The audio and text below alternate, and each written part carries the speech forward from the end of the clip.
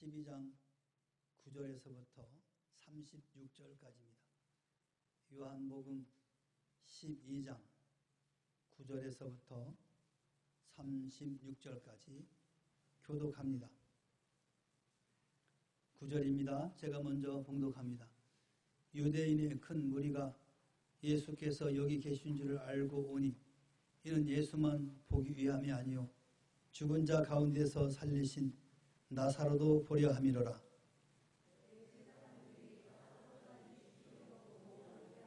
나사로 때문에 많은 유대인이 가서 예수를 믿음이로라.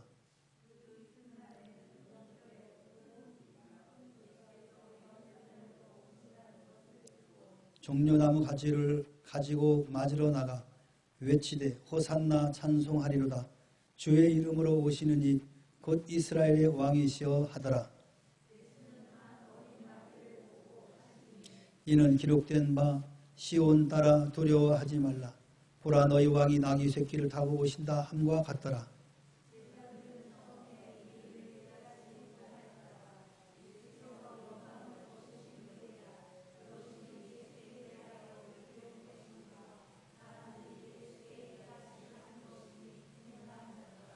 나사로를 무덤에서 불러내어 죽은 자 가운데서 살리실 때 함께 있던 무리가 증언한지라.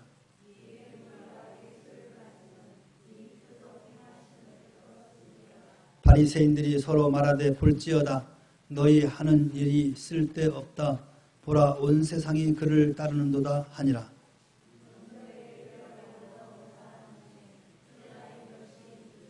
그들이 갈릴리 베세다 사람 빌립에게 가서 청하여 이르되 선생이여 우리가 예수를 배우고자 하나이다 하니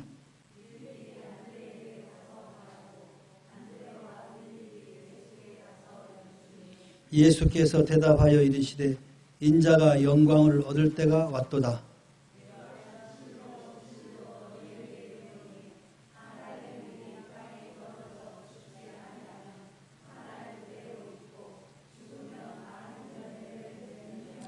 자기의 생명을 사랑하는 자는 잃어버릴 것이요 이 세상에서 자기의 생명을 미워하는 자는 영생하도록 보전하리라.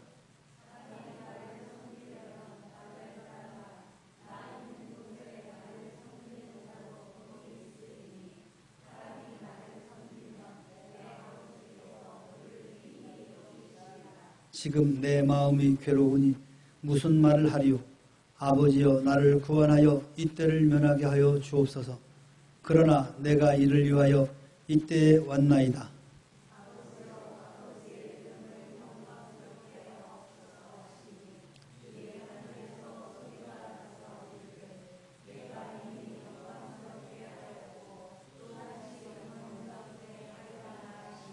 곁에 서서 들은 무리는 천둥이 울렀다고도 하며 또 어떤 이들은 천사가 그에게 말하였다고 하니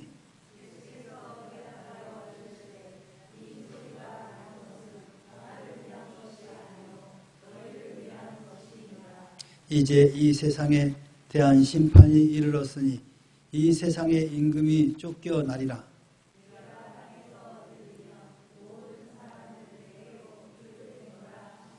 이렇게 말씀하시면 자기가 어떠한 죽음으로 죽을 것을 보이심이로라.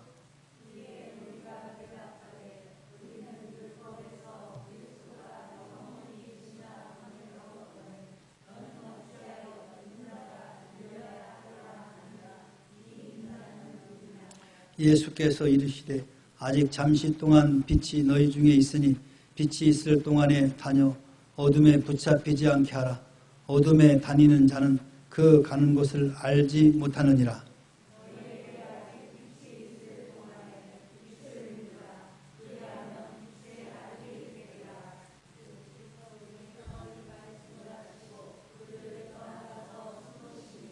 아멘. 할렐루야. 우리 옆 사람과 인사합니다. 사랑합니다. 축복합니다. 날씨가 비가 많이 온 탓인지 오늘은 그렇게 덥지는 않은 것 같아요. 근데 내일은 좀 더울 것 같아요. 더울수록 여러분 건강관리 잘 하시기 바랍니다. 하나님 아버지께서 가장 큰 영광, 하나님 아버지께 가장 큰 영광을 돌리는 일이 과연 무엇일까? 우리가 하나님께 영광, 아버지께 영광, 주께 영광 하면서 영광 하는데 가장 큰 영광은 무엇일까? 뭐라고 생각하십니까? 하나님께 가장 큰 영광. 오늘 본문에 하나님께 가장 큰 영광이 무엇인가라는 것을 예수님이 친히 보여주셨습니다. 오늘 이 말씀을 통해서 우리가 예수님처럼 100% 따라서 할 수는 없지만 그러나 조금이나마 예수님께서 아버지께 어떻게 큰 영광을 돌리셨는가 한번 묵상하는 그런 시간을 갖기를 소망합니다. 오늘 예수님께서 유월절을 맞이해서 예루살렘으로 올라가실 때 많은 사람들이 종려나무 가지를 가지고 호산나 호산나 다윗의 자손이여 하면서 외치면서 예수님을 환영을 합니다. 그들은 예수님을 구주로 또 이스라엘의 왕으로 고백하면서 찬송하고 있는 것을 봅니다.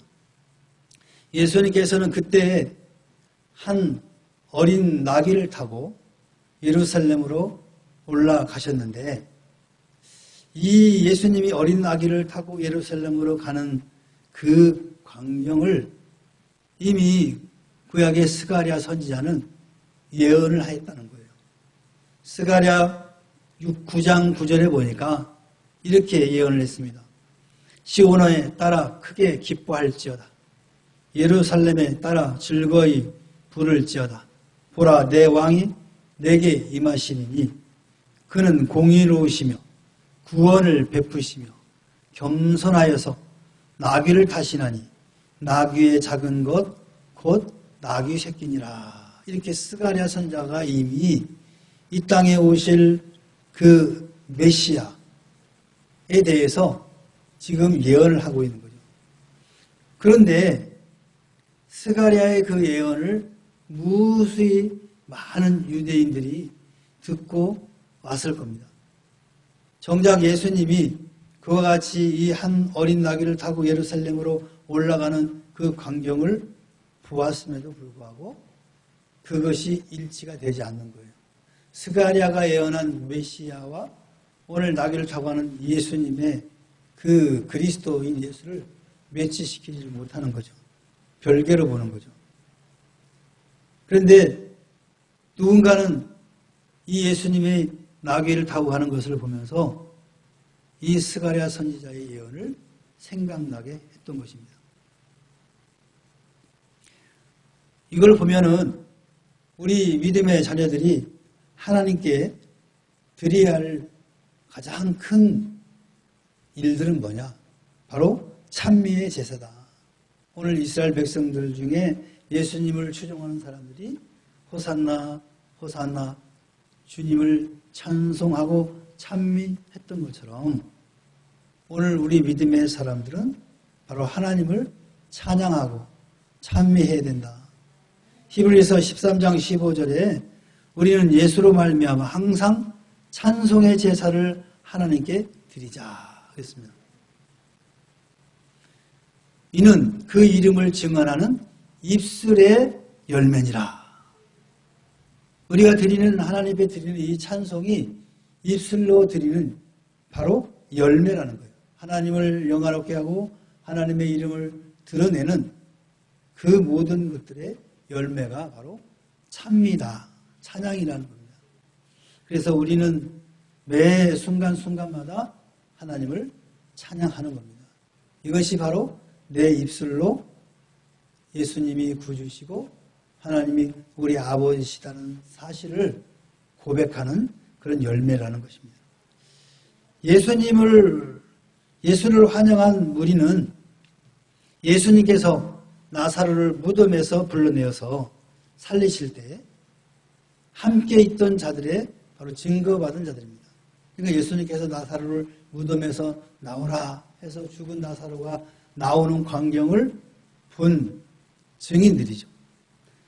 그들은 예수님이 예루살렘 성으로 오신다는 소리를 듣고 그와 같이 환영 인사를 드린 겁니다. 그들은 예수님의 표적 행하심을 믿었던 거죠. 그러나 예수님을 환영하는 무리를 본 이 바리새인들은 오히려 분을 내면서 그들이 하는 일이 쓸데없는 짓이다라고 이야기하고 있는 거예요. 왜 쓸데없는 일이다라고 말했을까요? 사람들은 그 예수님의 놀라운 표적을 경험한 사람들은 저분이야말로 진짜 메시아구나 라고 믿고 그렇게 예수님을 환영했는데 그걸 믿지 않는 사람들은 쓸데없는 직들을 하고 있다라고 비하하는 거죠. 반면에 어떤 의미가 담겨 있느냐? 이 사람은 그리스도가 아니다. 한번 보라. 죽을 것이다라는 거죠. 너희들 앞에서 처참하게 죽어가는 그 모습을 보면 너희들이 지금 나귀를 타고 오는 그 예수를 향하여 호산나 호산나며 찬미했던 것이 쓸데없는 짓이었다는 것을 알게 될 것이다.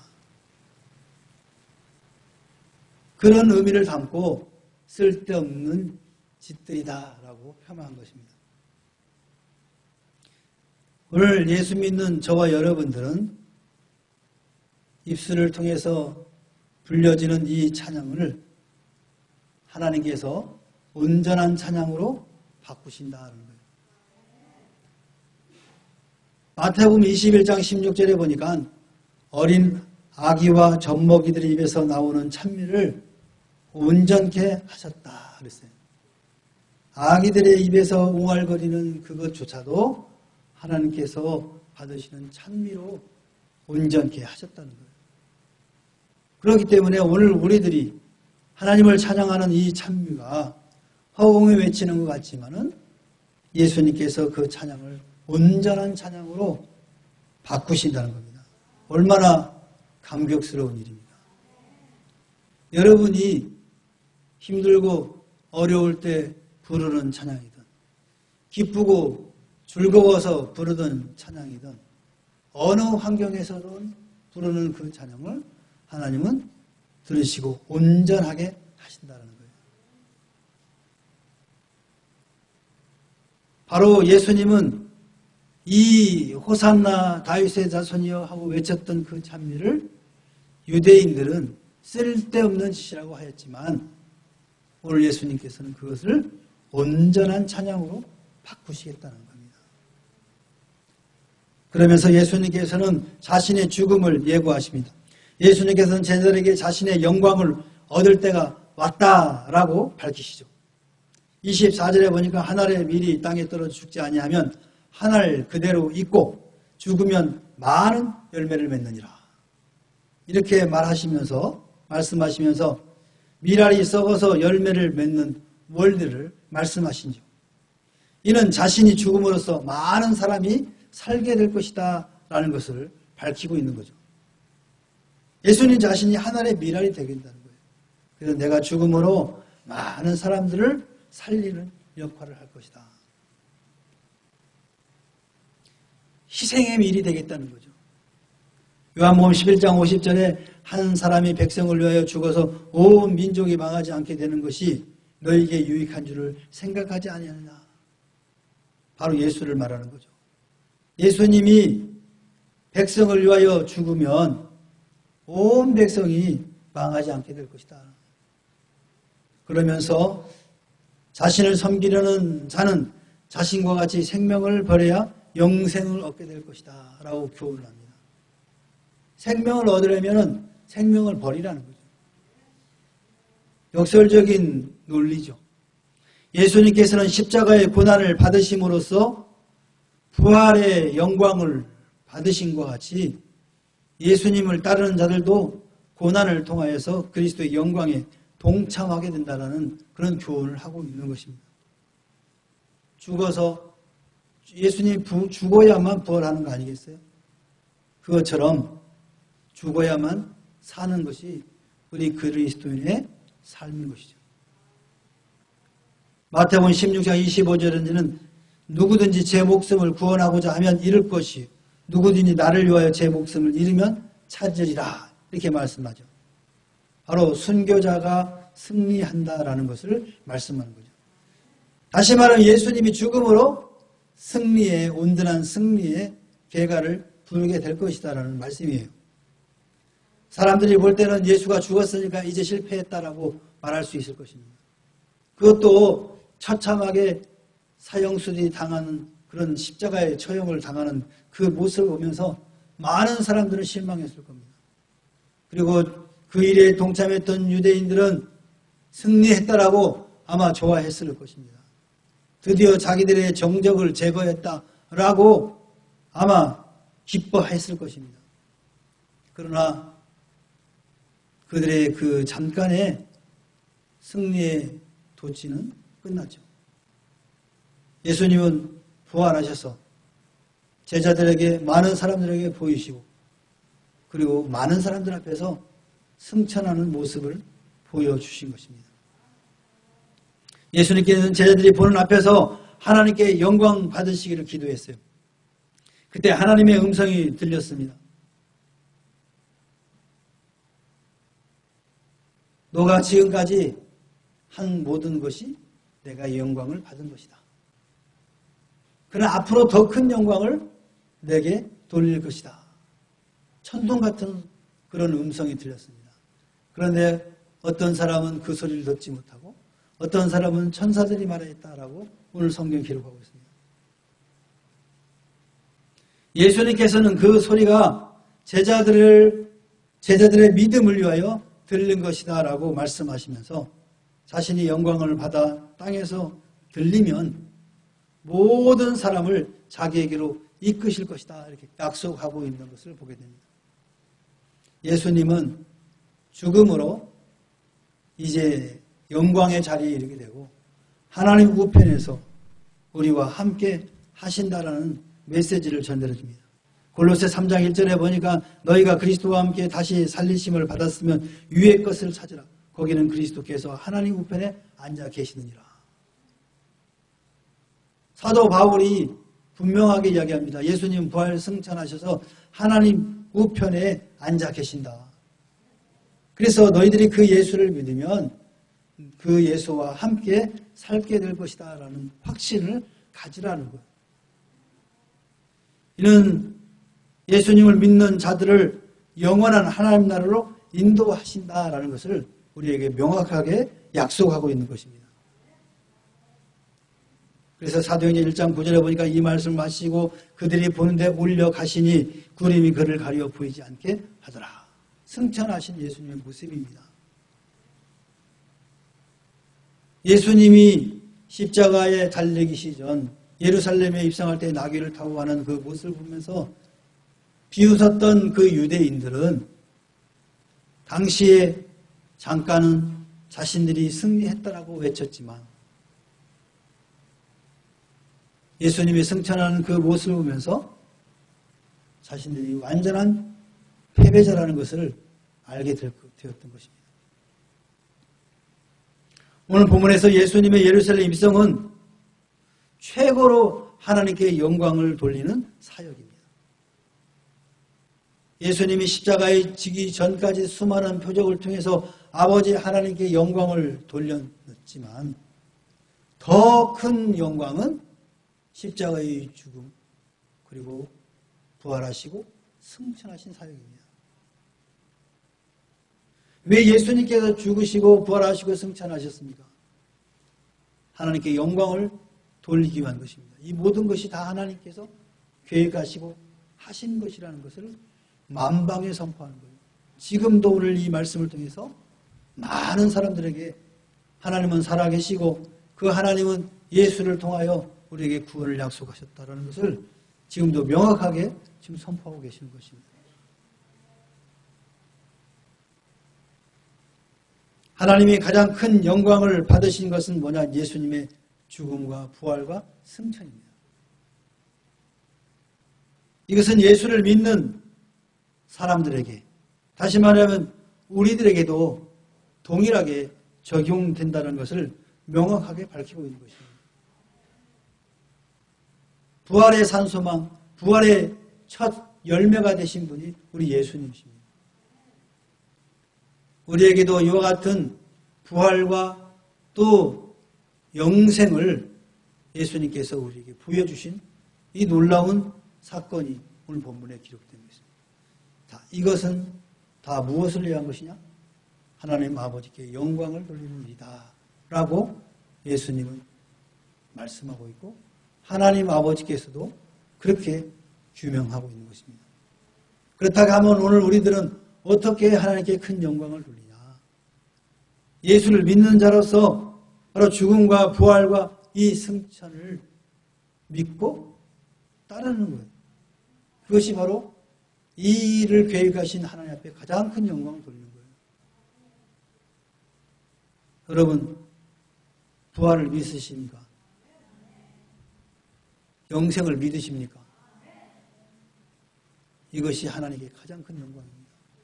우리가 사소하게 여러 가지 하나님을 위해서 하는 일도 영광이 있지만 가장 큰 영광은 하나님 아버지의 그 구원 사역을 100% 신뢰하는 그것이 가장 큰 아버지께 영광을 돌리는 일이라는 거예요.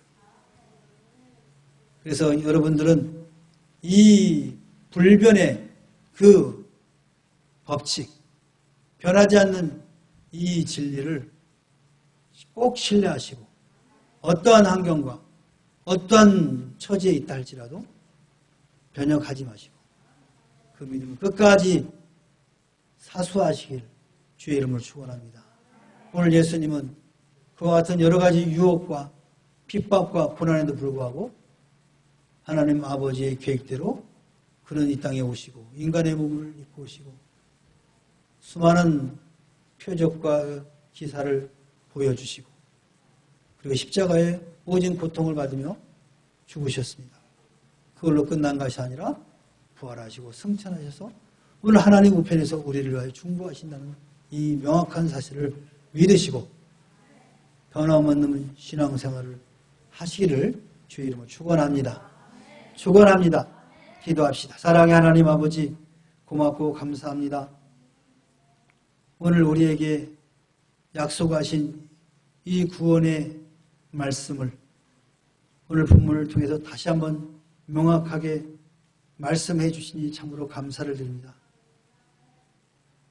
죽을 수밖에 없는 사망의 음침한 골짜기를 다니는 우리를 예수 피로 구원하시고 부활의 산 소망을 갖게 하시고 영생의 소망을 갖게 하시니 참으로 감사를 드립니다. 하나님 이 놀라운 하나님의 축복을 기억하게 하시고 하나님께 영광 돌리는 우리 믿음의 자녀들이 될 수 있도록 인도하여 주시옵소서. 우리가 행하는 모든 것들 입으로 찬양하는 그 모든 것까지도 온전케 하신다고 말씀하였사오니 하나님 우리의 삶을 통해서 온전한 영광이 아버지께 돌려줄 수 있도록 저희들을 인도하여 주시옵소서. 감사드리오며 예수님의 이름으로 기도하옵나이다. 아멘. 하늘에 계신 우리 아버지여 이름이 거룩히 여김을 받으시오며 나라 임하오시며 뜻이 하늘에서 이룬 것 같이 땅에서도 이루어지이다. 오늘날 우리에게 일용할 양식을 주옵시고 우리가 우리에게 죄 지은 자를 사하여 준 것 같이 우리 죄를 사하여 주옵시고 우리를 시험에 들게 하지 마옵시고 다만 악에서 구하옵소서. 대개 나라와 권세와 영광 아버지께 영원히 있사옵나이다. 아멘.